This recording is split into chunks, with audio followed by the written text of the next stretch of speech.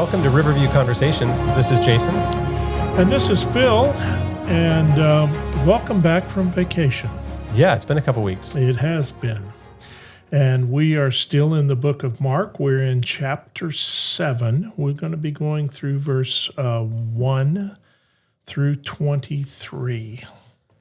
Some interesting stuff here. Oh, this is like exciting.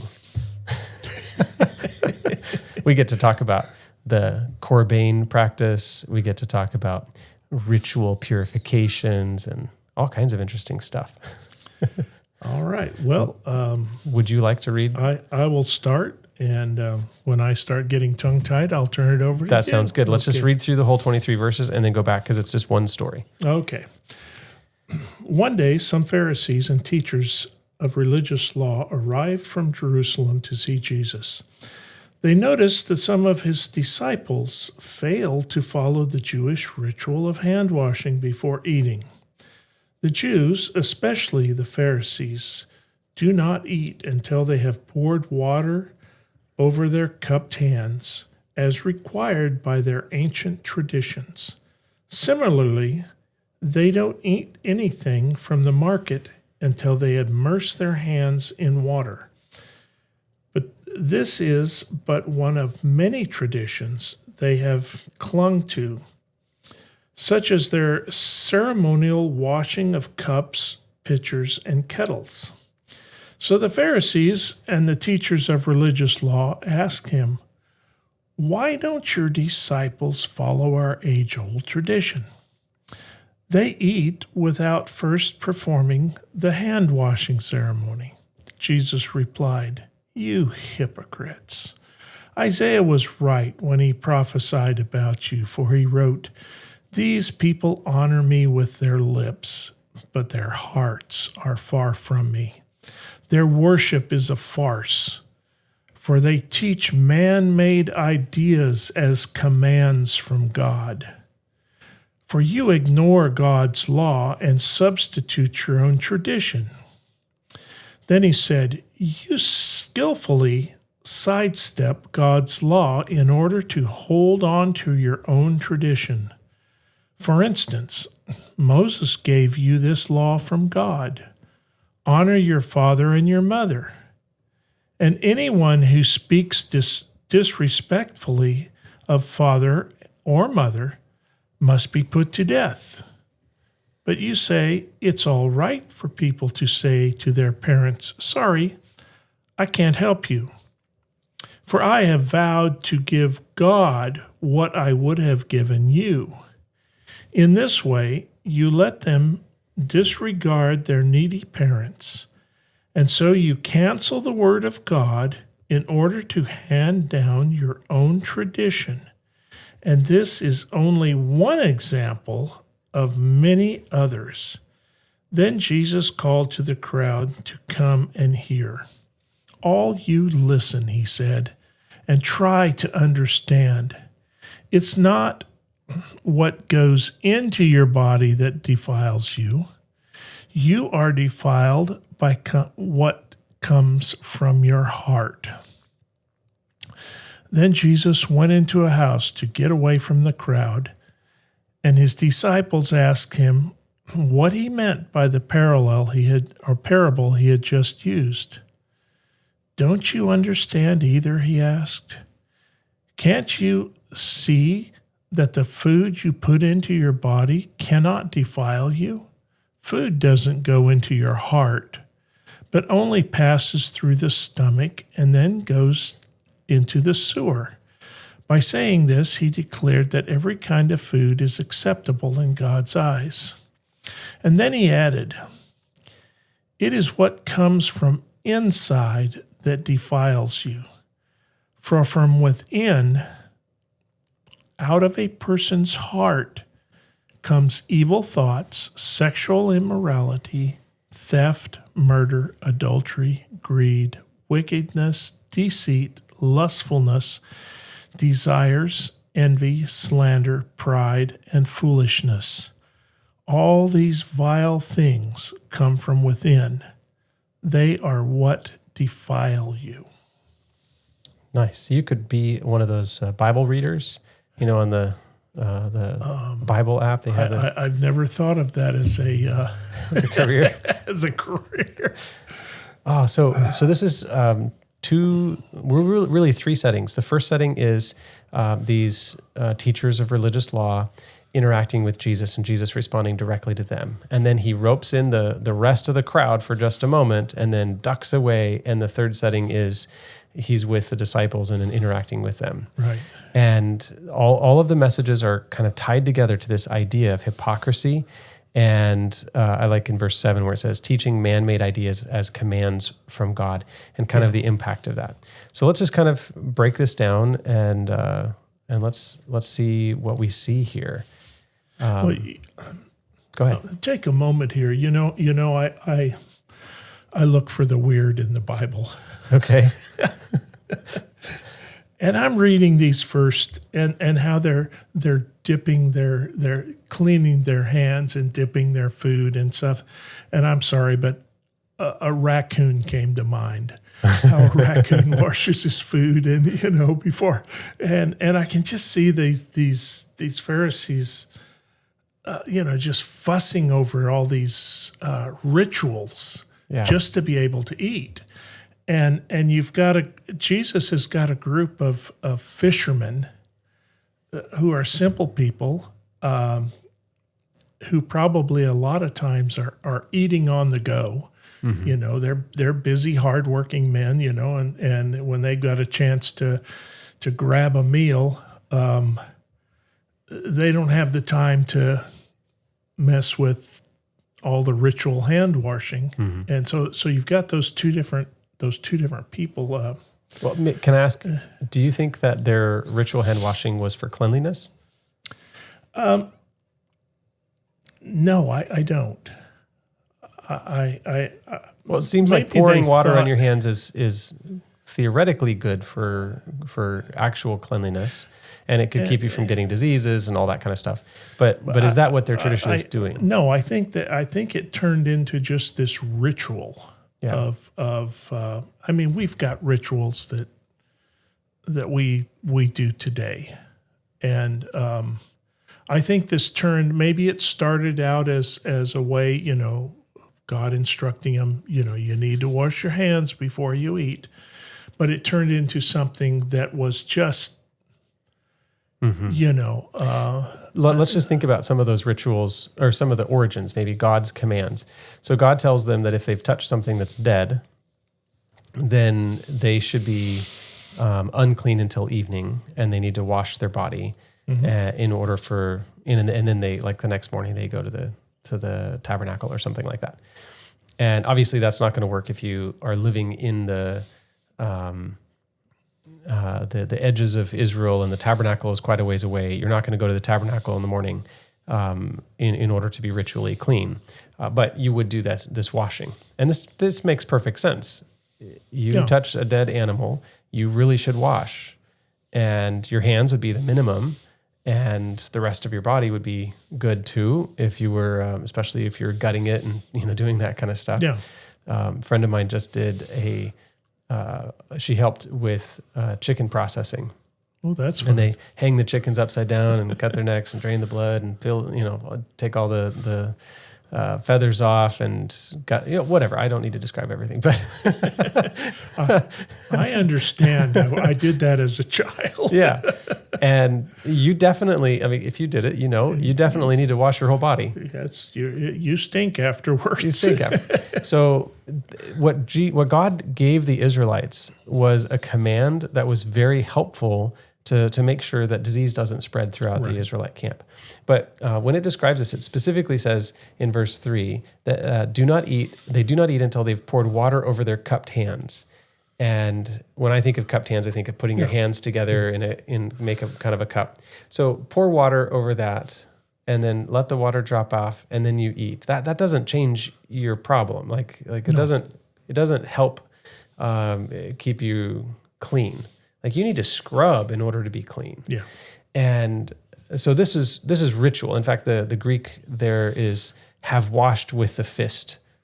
Right. So we're not talking about. You're talking about doing some scrubbing. Well, knowing like the Greek word was have washed with a fist, and the New Living Translation translates into pouring water over cupped hands. Okay. Anyway, like this is maybe it comes from God's command, but it is a adaptation that is like a fear that maybe I touched something that was unclean. Let me just pour some water over my hands and I can make it better. Yeah. And it has everything to do with a spiritual like obedience with a man-made law, man-made tradition, rather than the function that God intended for it to be. Yeah. It also mentions that they wash their cups and their pitchers and their kettles. And if you don't wash your pots and your pitchers and your kettles, then you're in trouble. Like it's going to be nasty after not very long. So we're not talking about the cleansing washing. We're talking about this like ritual that they go through in order to quote unquote purify something. Yeah. And what they've done is they've taken a principle that God's given them and they've turned it into magic. You know what magical thinking is? Yeah. Magic is the idea that if you perform some activity, something changes for it, right? Mm-hmm. So like if I do the rosary, this is magic, this idea of magic. If I do the rosary and I go through my beads and I pray over and over and over again, Hail Mary, ... then like I will get something for that. That's magical thinking. The most obvious explanation of magic is when you have some sort of incantation and you sprinkle something and you say these words or you burn some incense or whatever, and then magically, without any scientific evidence, without any actual work being done, magically good things happen. Yeah. So this is magical thinking from the religious leaders. Their traditions aren't tied to God's command; they're tied to rituals. Well, I think it's also a look at me. Look at me. Well, I'm having somebody pour some water over my hands. Look how good I am. That type of thinking also. Well, I guess you could see that if you were going to somebody's house that had really fancy table manners. Yeah. Which fork do you use and which cup? And it's really distinguishing between a common person and the elite who have time to pay attention to that nonsense. Mm-hmm. No offense if you are the elite. Well, I understand. But I think what you're saying is that's very similar to that. Yeah. Yeah. It's like status. It's kind of look at me, what I'm doing type of thing. So in a way, they're asking, why aren't your disciples elite like us? Yeah. Like obviously they don't fit with spiritual leadership. Exactly. And I go back to I go down to this, and Jesus went in the house to get away from the crowd. Get me out of here. That's nonsense. I don't know if that's what he was thinking or not, but it just seems like, get me away from this nonsense of these Pharisees and And you hear it from the very beginning. You hypocrites. Oh, the very first thing he says. How many times have you called somebody a hypocrite? Several times. Yeah. And then he goes into, he's talking about this, and he's going, well, you've ignored God's law. Moses says, honor your father and your mother. And they're like, well, I can't give this money to mom and dad because this is God's money. And this was a way of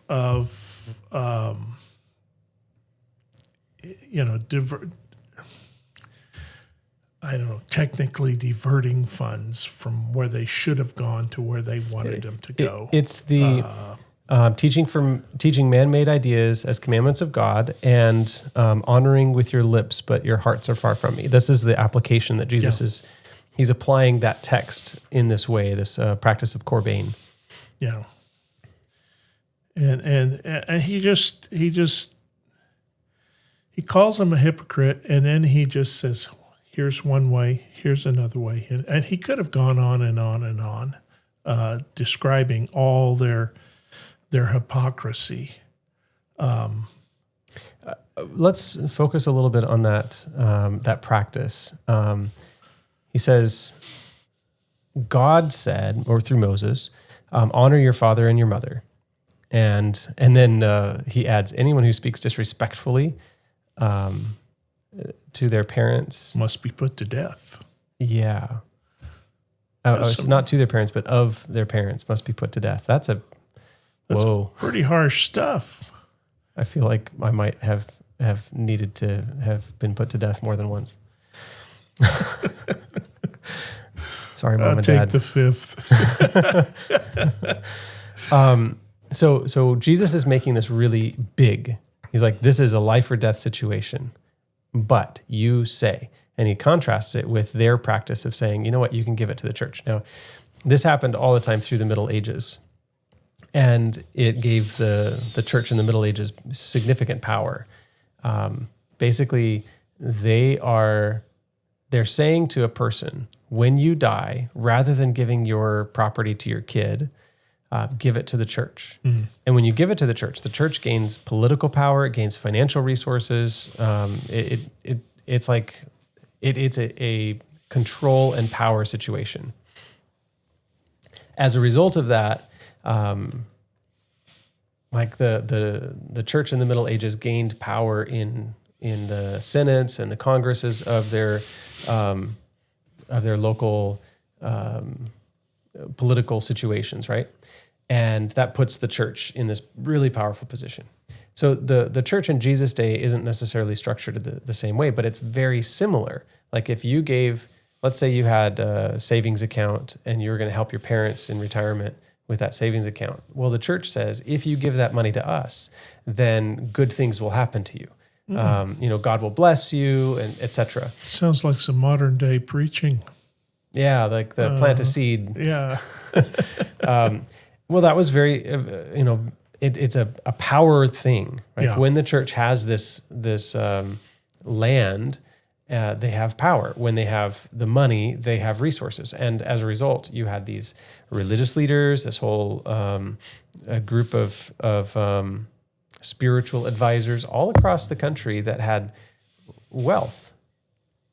Yeah. And part of the picture of their wealth comes from, their manipulation of the theology and their invitation to give that money to us. Yeah. And you don't even have to help your parents. You're exempt from helping your parents if you give that money to the church. Yeah. And so Jesus is really rightly saying, you hypocrites, because their hearts are greedy and they're encouraging dishonoring your parents for their own greed. Yeah.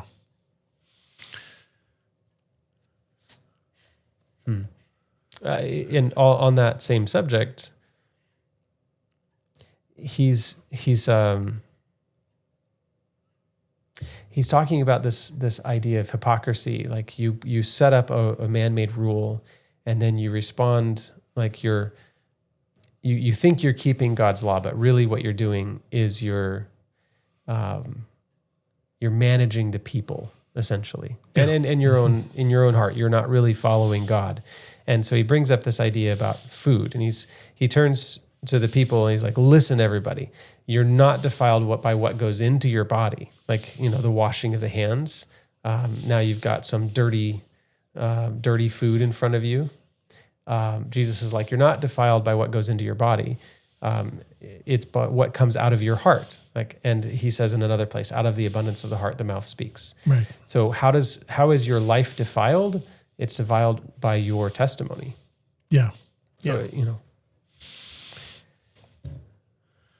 but that gets us to the part where he left the crowd and hung out with his disciples.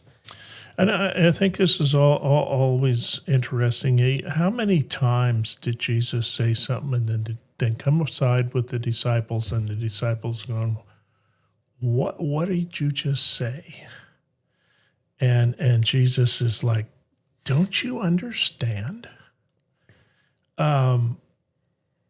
The patience that Jesus had with his 12 disciples. Well, and if those disciples were prophets and hung out with Jesus and they were confused about some things, it gives me some comfort for those of us who live in a space where we're not with Jesus every day and we're not prophets and we have some like, wait, I don't quite understand what that's about. Like, it's okay not to know. Yeah, and maybe to ask those questions like, I don't get this, God. Yeah. But so then he goes on to explain this. It's not about the food. It's about your heart.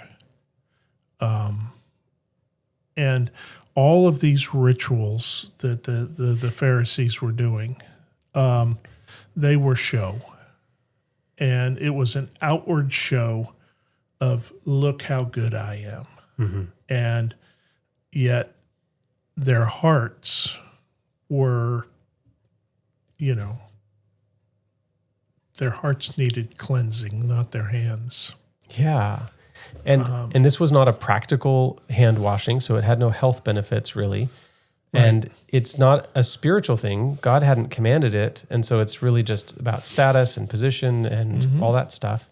And so Jesus is saying, stop looking at your hands or my disciples' hands and go to the real issue, which is what comes out of your heart. And what comes out of their heart is greed and selfishness and envy and lust and slander and pride and foolishness and deceit and wickedness.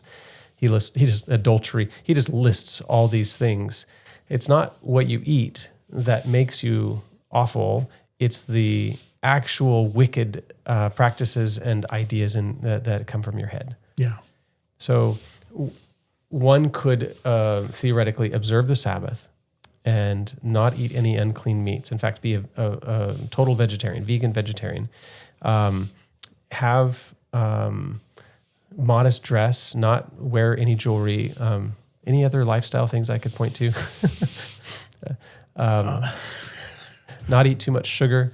Right? Like you could do all those things, all the outward things, carry the Bible in the right way, not put any books on top of it. Like I'm just throwing out stuff here, all the right traditions, and still have greed and lust and deceit and slander, gossip coming out of their life.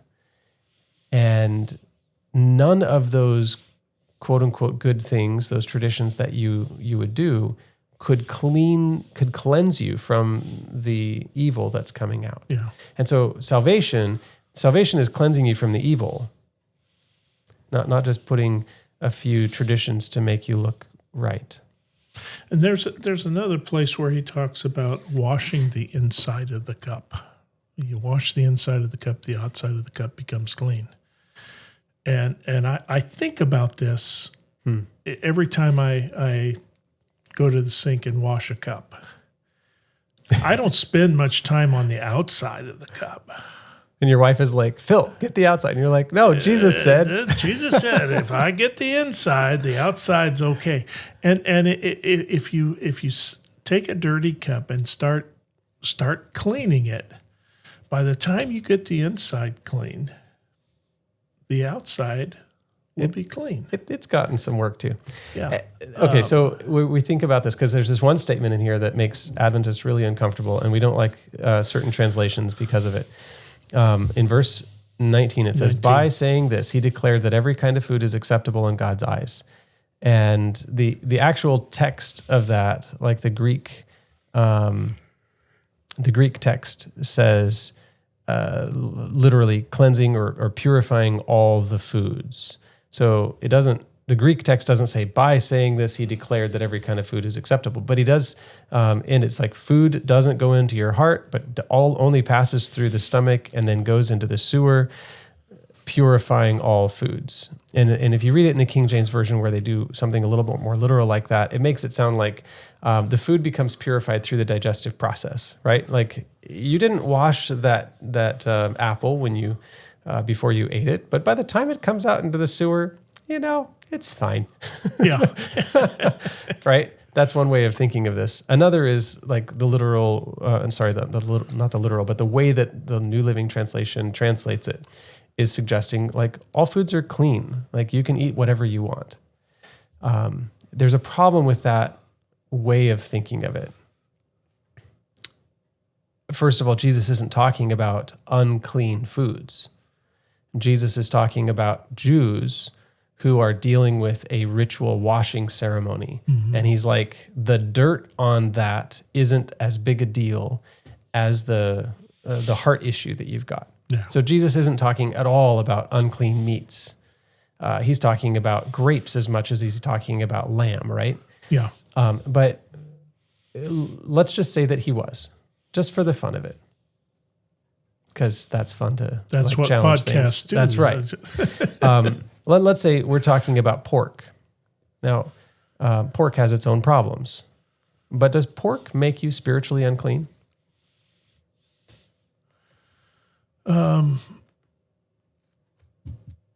I don't think so. I mean, there are places in the Bible that says that like Isaiah talks about the people who won't be saved, in heaven, include people who eat mice. So I've never had that problem. And swine. Pork is included in that, right? So I'm not saying that you should eat mice.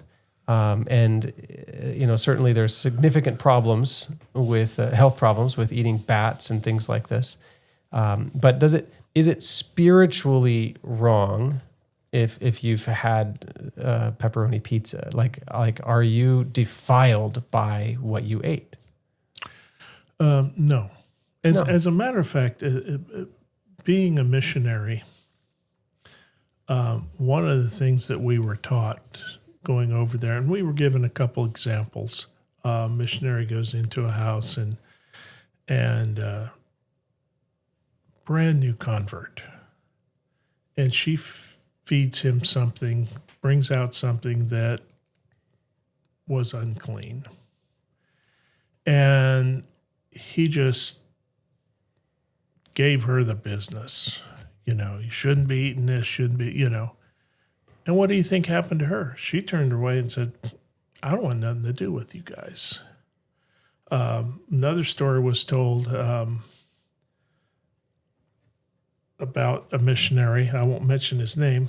But he was in this house, and it was kind of dark, and they brought a bowl of stuff. Like I said, it was dark, and he didn't know exactly what it was. And he started eating it. It was kind of crunchy. And he was kind of sitting by a window that had a curtain over it. And when she went into the other room, the host went into the other room, he kind of pulled the curtain back, and here's, fried bugs in the plate, And, well, he kept eating. Some bugs are clean. Yeah. And I don't think that any bug is clean, but the Bible says some bugs are. And we got put into that situation, not being fed unclean food, but we were at a pastor's house one time, and he had bread and soda for us. And because they knew we couldn't eat certain foods, couldn't drink the water and stuff like that, so they'd always provide soda. And they passed around this bread, and I took mine, and Sandra was beside me, and she reached in and took one. And I looked over, and hers had ants on it. And I was like, here, sweetheart, you take mine, and I'll take yours, And she goes, no, it's okay. And she just kind of brushed the ants off and continued, Ants have really small feet. It's fine. Yeah, it was fine. But the point is, here's something some people would make a big deal about. And we just said, okay, well, we're going to eat it. We're not going to offend our host over an ant. Yeah, have you ever had somebody ask you the question about if you were alone on an island and there was nothing else to eat but a pig, would you eat the pig? It's like this test of like, are you a good Adventist or something like that? Oh yeah. And the right answer is that God cares about my life more than he cares about which food I eat. Yeah. So I should eat the pig. If I don't eat the pig, it's probably a sin. Yeah. Right? So because it's a sin against your body, to not live the life that God has given us to live, that's a sin, right? So maybe some people will take issue with that, and that's fine. But the point is, the God's laws about ritual washings, not the rituals that they created, but the rituals that God designed, and God's laws about food are meant for our benefit. Yes. They're meant for our health. And so we should obey them. We should wash our hands before we eat, children. We should wash our food, right? Especially if you get it from Walmart or Costco or whatever. Yeah. If you didn't grow it in your backyard, wash your vegetables and your fruits and stuff. Because it's healthy. It removes chemicals and it removes toxins and nonsense stuff that we shouldn't be eating. And we should eat foods that are healthy for us. The closer to the Garden Eden diet that we can, the better it is for our body. Mm-hmm. But none of that defiles a person's spirit, our spiritual nature. Yeah. What does defile is if somebody says, "No, God, I will not treat my body as your temple. I'm going to eat whatever I want." Now that's called gluttony. And that's a spiritual problem. Mm-hmm. And when it comes out of your heart, gluttony, then it is defiling to person. Not because you ate something that God said not to eat, but because you refuse to recognize God's leadership in your life, which is a different issue. Well, and then there's the evil thoughts, sexual immorality, theft, murder, adultery, all these other things. They don't come from food. No. They come from what's in your heart and your walk with God. And those things, we need to be more concerned about our relationship with God than whether we have properly washed our hands. Can we bring this to our Riverview community? Sure can. Okay. Let's say we have a nice. I'm gonna go the opposite of whatever might be or reality. Let's say we have a nice young man who is convicted about how he dresses and how he eats and how he interacts with people, and so he dresses modestly and he eats, a vegan diet or whatever, vegetarian diet. He's respectful. He does all the right things in all the right places, but he's got a problem talking about people behind their backs. Right? Is he in a good spiritual situation? I would say no. Why not? He keeps all the he doesn't wear jewelry. He dresses modestly. He eats good. Well, all those things are outward appearance. Mm-hmm. That's the washing of the hands in the proper way. The speaking well of God with his lips. Yeah. But we're told that I think somewhere it says that God abhors when we gossip, when we start talking about other people behind their backs. God just hates that. Yeah. And we can all put on a good face, mm-hmm. And that doesn't. None of that matters. It's what's inside your heart, and what's inside your heart comes from that walk with God. Yeah. If we've got that walk with God, we won't have to worry about talking behind somebody else's back or, I came up with that situation this week where I had to tell somebody that, you need to not talk with your friends about what's going on. You need to either go to the pastor or the head elder or go to that person. Mm-hmm. There's ways of handling problems, and it's not about talking behind people's backs.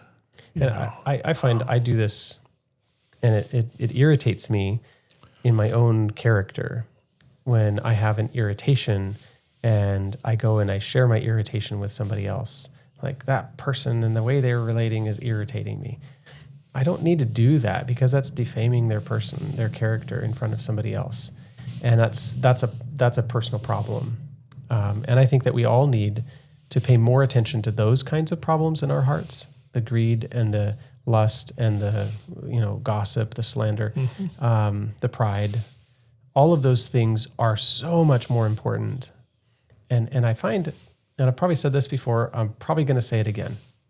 Whenever God's people focus on changing other people's outward behavior, the modesty, jewelry, diet, etc., how you treat the Bible, whether you put a book on it or not, all those little traditions.